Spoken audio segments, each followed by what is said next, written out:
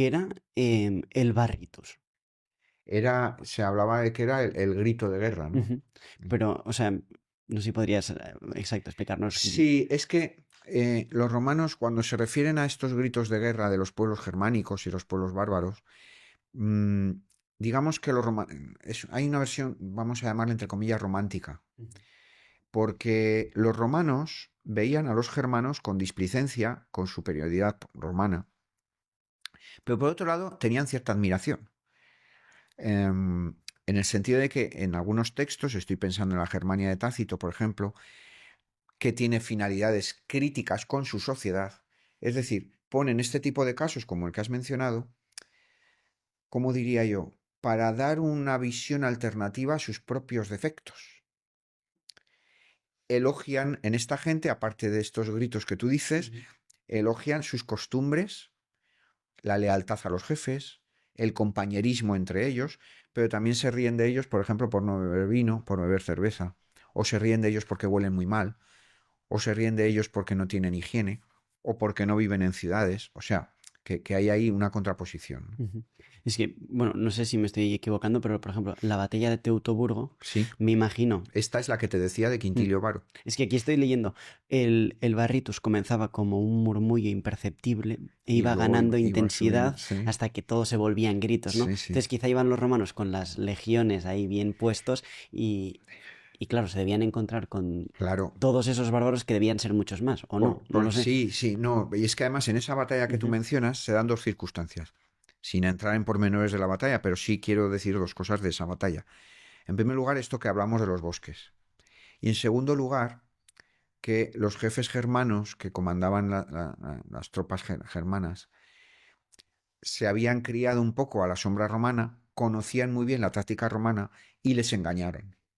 Les llevaron por un sitio donde sabían que les podían hacer emboscada, porque claro, a campo abierto, por mucho barritus y por, y por mucha coreografía y todo, pues con las legiones romanas a campo abierto son muy Pero difíciles de se ve en la vencer. peli de Gladiator 1. La escena inicial Sí, sí es, que bueno, por es muchos estupenda. gritos que hacen... Es estupenda visualmente, es una escena increíble y cuando la ves en el cine, yo la vi en el estreno en el cine y te impresiona, ¿no? Te impresiona.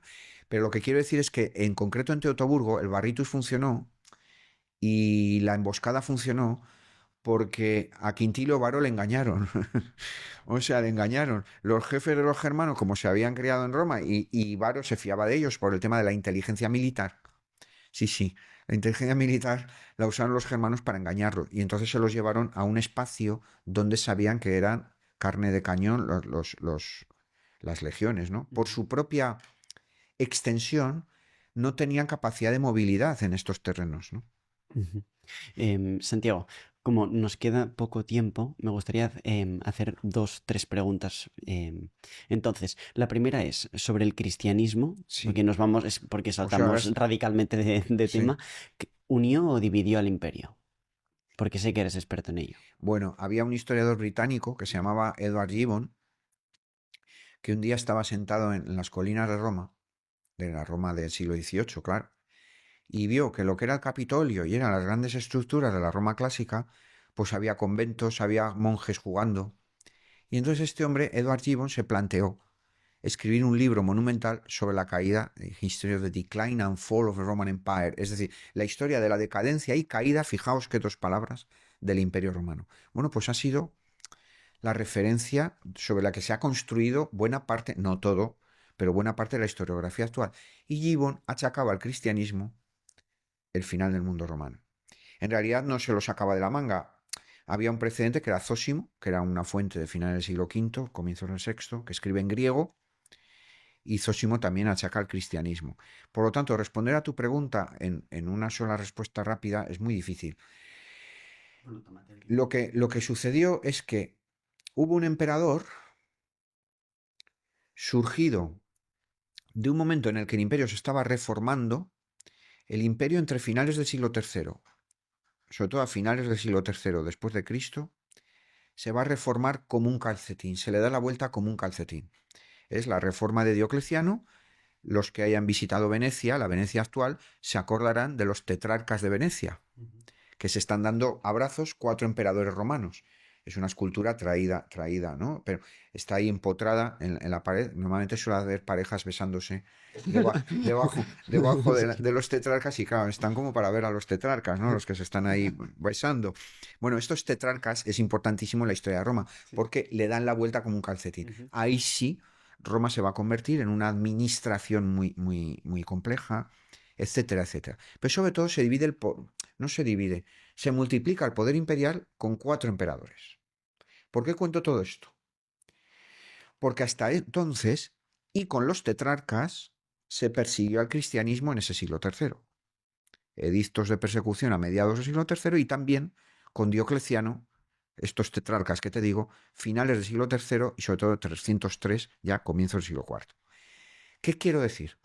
Que el imperio se estaba reformando, volvía a perseguir a los cristianos porque había una política, digamos, de conservadurismo religioso, claro, a la romana, como los calamares, ¿no? A la romana, es decir, de conservadurismo religioso para mantener la religión tradicional. El cristianismo, naturalmente, como no reconocía nada más que un dios, el cristianismo no pretendía eliminar el imperio. Los cristianos eran tan romanos como todos los demás. Esto lo dice Tertuliano, que es un cristiano, finales del siglo II, comienzos del III. Dice, no somos romanos, dice Tertuliano. Pero claro, su religión no aceptaba más dioses. Entonces esto era un ataque, era un misil en la línea de flotación de la Pax Deorum, la paz de los dioses, que era algo esencial en la religio, en la religión romana. Por eso, y por otras cosas, persiguieron a los cristianos. Esto de Diocleciano y la tetrarquía es muy importante porque cuando corra el turno tetrárquico, la idea era que hubiera no un emperador por familia, elegido dentro de una familia, y solo uno, no, que hubiera 4, y era como un turno. Yo te elijo a ti y yo elijo a otro detrás de mí, etcétera, etcétera. Era un turno que se sucedía. Pero hubo un personaje, y es donde vamos a ir a parar, que pertenecía a una de estas familias, pero había quedado fuera del colegio tetrárquico. Y este personaje no se conformó y dio un golpe de estado. Concretamente en la actual Inglaterra, la ciudad de York, la de Boracun romana, que nuestro público aconsejo que visiten York porque es una maravilla, y allí este personaje se proclamó emperador. Este personaje se llamaba Constantino. Y Constantino es un usurpador. Se levanta contra la tetrarquía. Constantino al principio no tiene nada de cristiano. Constantino es un emperador más, un dinasta más, que está haciendo su carrera personal, su agenda personal. Lo que pasa es que cuando pasen los años, tomará el cristianismo como su bandera ideológica. Y ahí sí, que por terminar de contestar a tu pregunta, él va a entender que como él se ha cargado el sistema de tetrarcas de 4 en favor de un emperador único, le interesa una religión de un dios único. Esa simbiosis entre un dios único y un emperador único, pero eso hay que entenderlo como cálculo político. Es una estrategia política. No hace falta decir la trascendencia de aquella decisión. Entonces cree que unió al imperio el cristianismo. Unió el poder de Constantino. Yo no diría tanto, unió el poder de Constantino. Hay que decir, y hay que apresurarse a decir, y esto quiero que quede muy claro, que es un error. Fíjate, nuestro público seguro que ha visto o ha leído el Código Da Vinci y ha visto la película con el gran Tom Hanks, etc. Constantino jamás decretó el cristianismo como religión oficial del imperio, ni mucho menos. Constantino apoyó a los líderes cristianos, a los obispos, pero no decretó nada al respecto. Hubo concilio de Nicea, etc. Pero el decreto de poner a una de las ramas del cristianismo, porque había muchas ramas dentro del cristianismo, al frente del transatlántico, que era el Imperio Romano, es Teodosio, a finales del siglo IV. Lo que pasa es que, claro, las decisiones de Constantino supusieron pasar de una religión perseguida a una religión apoyada por el poder imperial. La respuesta a tu pregunta es sí, en el sentido de que es lo que buscaba Constantino. Una religión que legitimara su salto político y militar de convertirse en un emperador único con un dios único. Pero Constantino no impuso, eso es lo que quiero decir, no impuso el cristianismo como religión única. Eso lo hará, y no con el cristianismo, con una variante del cristianismo, que es lo que se llama catolicismo, que quiere decir en griego universal para todos, Eso lo hará Teodosio. Si te ha gustado este corto, tienes la entrevista completa en pantalla y en nuestro canal. Muchísimas gracias.